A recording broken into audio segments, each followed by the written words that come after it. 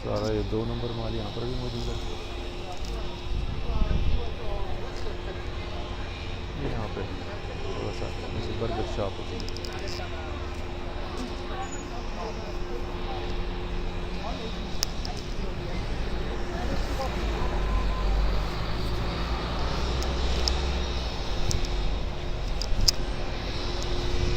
Series का अभी तक रुझान है, इनकी अपनी जो चाइनीज़ फिल्म वगैरह होती हैं यहाँ पे मिले।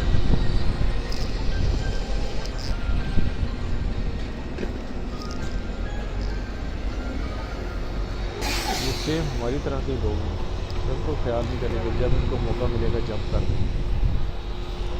ये देखिए स्टॉप साइन मौजूद है और जंप कर दिए, जबकि गोरे के एरिया में आप देखेंगे वो काफ़ी ज़्यादा इन बातों का ख्याल रखते हैं।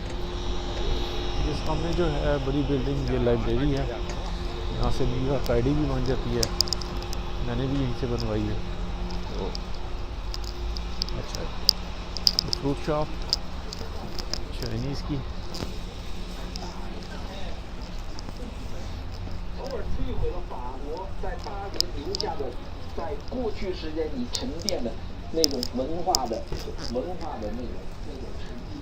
सस्ता माल इस मार्केट में मिलता है।